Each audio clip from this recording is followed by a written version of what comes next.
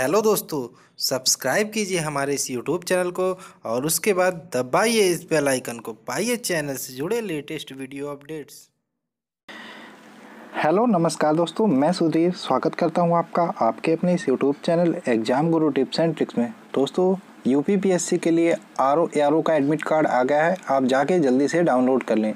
तो ये वीडियो मैं हिंदी के लिए बना रहा हूं, जिसमें मैं आपको शब्द भेद में तत्सम, तद्भव, देशज शब्द, विदेशज शब्द और रचना के आधार पर जो भी शब्द बने थे, जैसे रूढ़ शब्द, यौगिक शब्द, योग रूढ़ शब्द और भी अदर जो भी आते हैं तत्सम तद्भव से रिलेटेड, वो पूरा चैप्टर मैं समझाऊंगा और क्लियर करूंगा। दोस्तों मैंने आप लोगों को पहले भी बताया था कि यूपी पुलिस का अगर जो आपको एग्जाम देना है, आरओ का आपको एग्जाम देना है, तो आप एक बुक खरीद लीजिए लूसेंट की हिंदी, और उसके आधार पर आप पढ़ते रहिए। उसमें बहुत सी चीज़ें मिल जाती है, उसके बाहर आता ही नहीं है, ठीक है।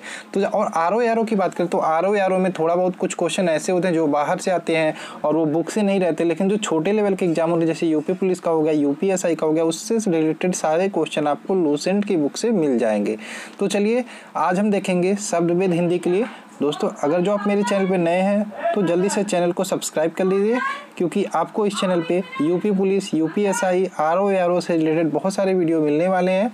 तो चलिए शुरू करते हैं। तो शब्द भेद के आधार पर हम बताएंगे आपको कि कैसे कैसे डिवाइड किया गया था।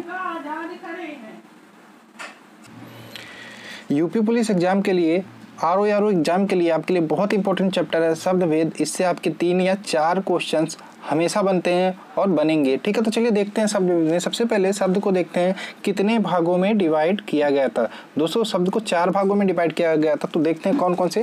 पहला है उत्पत्ति इतिहास के आधार पर, उत्पत्ति या इतिहास के आधार पर, ठीक है। दूसरा था रचना या बनावट के आधार पर।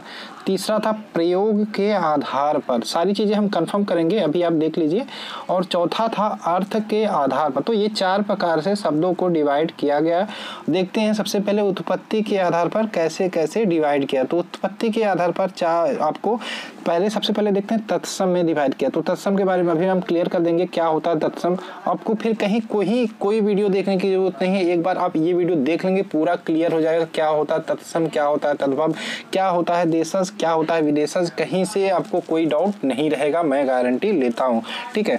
तो उत्पत्ति के आधार पर सबसे पहले तत्सम बना, उसके बाद तद्भव बना, उसके बाद संकर आया आपका, उसके बाद देशज, उसके बाद विदेशज। तो ये आपके जो भी बताएंगे मैं 4-5 प्रकार के।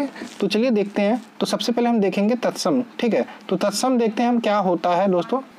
दोस्तों जैसा कि वर्ड में ही स्पष्ट हो जाता है तत्सम, यानी कि स, जैसे कि स आ गया ना, तो यहाँ से मतलब अनुभूति होती है हमें संस्कृत की।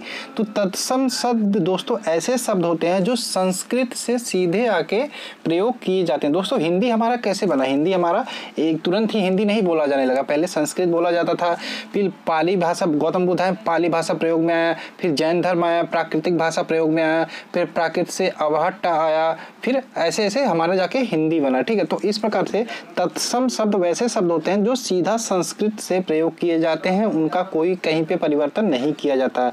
अब आते हैं एग्जाम्पल देख लेते हैं। जैसे एग्जाम्पल में संस्कृत शब्द देखते हैं, अग्नि हो गया हमारा, वायु हो गया, माता हो गया, पिता हो गया, ये संस्कृत शब्द हैं, ये सीधे ही प्रयोग किए जाते हैं, तो ये तत्सम कहलाते हैं। अब देखते हैं तद्भव। यहाँ पे कोई डाउट मत रखिएगा, कहीं पे भी छोटा मोटा डाउट होगा तो मुझे कमेंट करके बता दीजिएगा, तो मैं अगर जो कोई वीडियो बनाऊंगा तो उसमें आपका क्लियर कर दूंगा, ठीक है। तो तत्सम शब्द वैसे शब्द होते हैं जो संस्कृत से सीधे प्रयोग किए जाते हैं। जैसे तत्सम बोलते ही स आता है, तो वहाँ पे आप जान लीजिएगा ये संस्कृत से सीधा प्रयोग किए जा रहे हैं। अब आते हैं तद्भव में। तद्भव देख लेते हैं दोस्तों क्या होता है। दोस्तों तद्भव मतलब ये होता है तत्भाव। इसका अर्थ हो गया दोस्तों संस्कृत शब्दों से विकृत होकर, यानी कि परिवर्तित होकर। पहले ये संस्कृत शब्द ही थे, लेकिन इनको बाद में धीरे धीरे परिवर्तित करके, जैसे तो वो आपके बन गए। जैसे कपूर ले लेते हैं एग्जाम्पल में, पहले इसको बोला जाता था कपूर, ठीक है। तो बाद में इसको प्रयोग करते करते हिंदी भाषा में कपूर बोला जाने लगा। दोस्तों आपको मैं एक वीडियो बनाऊंगा जिसमें मैं अपभ्रंश, अवहट्ट, इसके बारे में बताऊंगा, शब्दों के बारे में कैसे कैसे क्या चीज़, कहाँ की बोलियाँ कैसे बोली जाती है। तो उसमें ये सारी चीज़ें क्लियर हो जाती है कौन सी अपभ्रंश से कौन सी कैसी भाषा बोली जाती है, ठीक है। तो कई प्रकार से अपभ्रंश से गुजरने के बाद यहाँ पे हमारी हिंदी भाषा बनी। तो तद्भव का उदाहरण देख लेते हैं। आसरा हो गया, जैसे आश्रय बोला जाता था ना, तो यहाँ पे हिंदी में आसरा बोला जाने लगा। कैची होता है, ये भी हमारा तद्भव का उदाहरण। तो मैं एक वीडियो बनाऊंगा और जिसमें मैं आपको बहुत सारे तत्सम तद्भव शब्द के एग्जाम्पल दे दूंगा, ठीक है। तो उसके बाद आता है संकर। संकर क्या होता है दोस्तों? संकर दो शब्दों के मेल से बने हुए शब्द को क्या बोलते हैं? संकर बोलते हैं, ठीक है। दो शब्दों के मेल से बने हुए शब्द को संकर बोलते हैं। जैसे छायादार हो गया हमारा, तो ये हमारा छाया प्लस दार, दो शब्दों के मेल से बना है, तो ये हमारा छायादार हो गया। अब देखते हैं रेलगाड़ी। और इसमें एक चीज़ और होता है दोस्तों, जो अलग अलग जो शब्द बनते हैं, जैसे छायादार हुआ हमारा, छाया बना और दार अलग बना। तो हम यहाँ देखते हैं छाया जो हमारा शब्द है वो संस्कृत का शब्द है, दार हमारा फारसी का शब्द है, तो यहाँ पे हमारा छायादार बना। उसी तरह सेम देखते हैं, जैसे ये रेलगाड़ी का एग्जाम्पल है, तो हम यहाँ पे अलग करते हैं, इसको विच्छेद करते हैं, तो हमारा रेल अलग शब्द बनता है, गाड़ी अलग शब्द बनता है। जो रेल शब्द आया ये अंग्रेजी का शब्द है और गाड़ी हमारा हिंदी का शब्द है। तो दो भिन्न भिन्न स्रोते से आए हुए शब्दों को मेल से बने नए शब्द को संकर शब्द कहते हैं। लेकिन यहाँ पे एक चीज ध्यान रखना है कि जो दोनों अलग अलग स्रोत है वो अलग अलग भाषाओं से बनते हैं, ठीक है। तो चलिए आगे चलते हैं। देश शब्द, ये जो मैंने बताया संस्कृत शब्द से बन के आए हैं, हिंदी शब्द बन के आए, अंग्रेजी, फारसी, ये सब चीजें मैं आपको क्लियर कर दूंगा अभी, जैसे देशज विदेशज में, ठीक है। तो अब आते हैं देशज शब्द। देशज शब्द क्या होता है दोस्तों? देशज देख लेते हैं। देशज शब्द वे शब्द होते हैं जो हमारे बोलचाल की भाषा में बन जाते हैं धीरे धीरे प्रयोग करते करते आधार पर। जैसे देशज शब्द एग्जाम्पल देखिए, अभी आपको क्लियर हो जाएगा। थैला हो गया, लोटा हो गया, पेट हो गया, ये सब कहीं से कोई शब्द आया नहीं, ये मतलब प्रयोग के आधार पर धीरे धीरे बोलते बोलते ये आ गए हैं, हमारे जीवन में प्रयोग होने लगे, तो इन्हें हम क्या कहते हैं? देशज शब्द कहते हैं, ठीक है। दोस्तों हर शब्द को रटिएगा मत, जैसा कि मैं समझा रहा हूँ उसी तरह समझने की पूरी कोशिश करिएगा। जैसे तत्सम हो गया तो स आ गया तो संस्कृत से सीधा प्रयोग किया जाता है, तो तत्सम हो गया।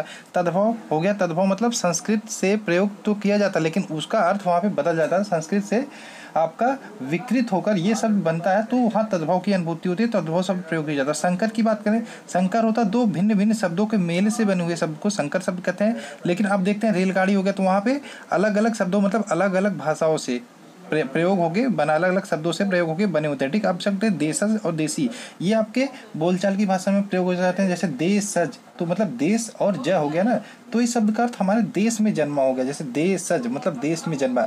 ऐसे शब्द जो क्षेत्रीय प्रभाव के कारण परिस्थिति व आवश्यकता अनुसार बनकर प्रचलित हो गए हैं वो देशज शब्द या देसी शब्द कहलाते हैं। जैसे एग्जाम्पल देख लीजिए, मैंने यहाँ लिख दिया थैला हो गया, पेट हो गया, लोटा हो गया, ठाठ हो गया, ठेठ हो गया, तो ये सब देशज शब्द में आ जाते हैं।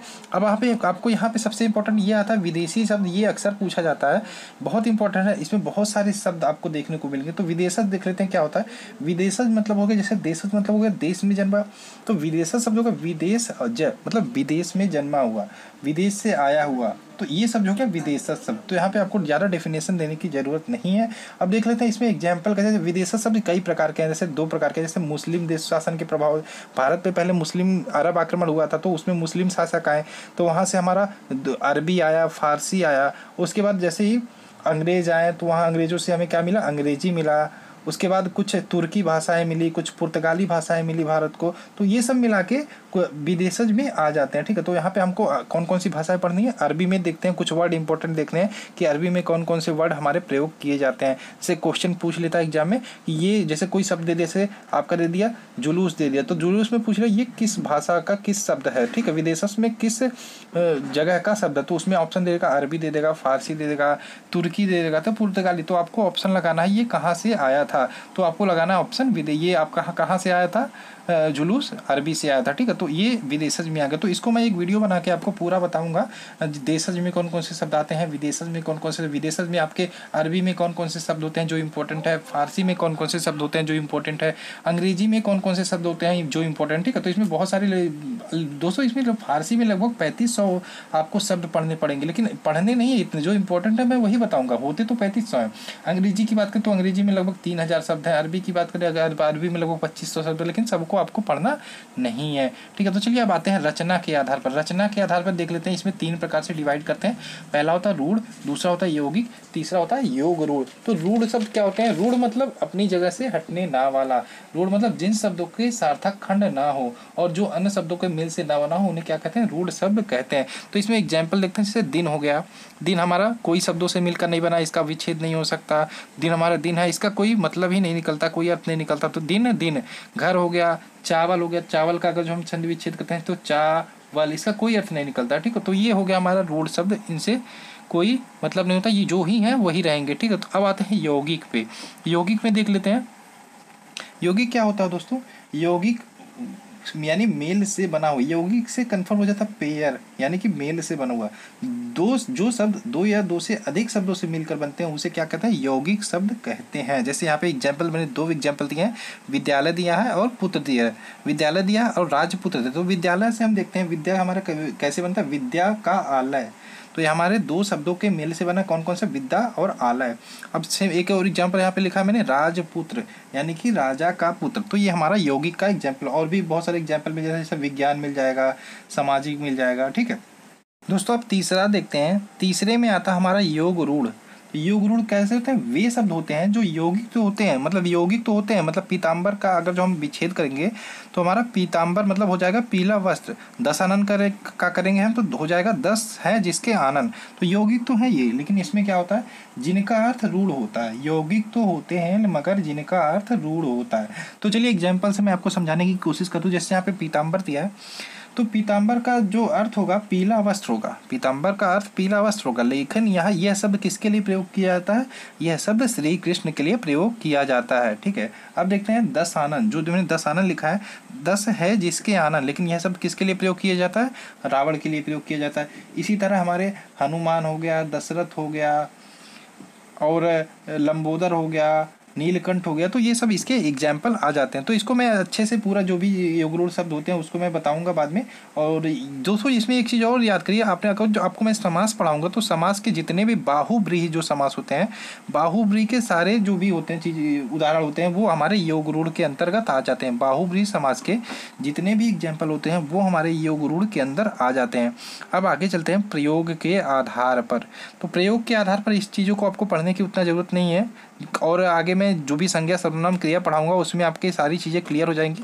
जो आपके मेन सिलेबस में है, जहाँ से क्वेश्चन बनते हैं वो आपको बता देता हूँ मैं फिर से कहाँ से बनते हैं। तो तत्सम आपको पढ़ना है, तद्भव पढ़ना है, संकर शब्द पढ़ना है, देशज शब्द पढ़ना है, विदेशज शब्द पढ़ना है, और रूढ़, यौगिक और योग रूढ़। यहाँ पे आपको ये सारी चीज़ें क्लियर करनी है। सिलेबस में ये सब चीज़ें तो मिल, लेकिन यहाँ से क्वेश्चन आपके नहीं बनते हैं। तो आपको बता देते हैं प्रयोग के आधार पर क्या होते हैं।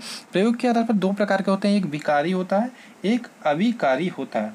और विकारी का होता है वे शब्द जिनमें लिंग, वचन व कारक के आधार पर मूल शब्द का रूपांतरण हो जाता है, वे विकारी शब्द कहलाते हैं। और अविकारी में क्या होता है दोस्तों, इसमें जिन शब्दों का प्रयोग मूल रूप से होता है और लिंग, वचन व कारक के आधार पर उनमें कोई परिवर्तन नहीं होता, ये कहते हैं अविकारी कहलाता है। तो विकारी में संज्ञा सर्वनाम क्रिया होता है, और अविकारी में विशेषण हो गया, संबंध बोधक और विस्मयवादी बोधक हो गया।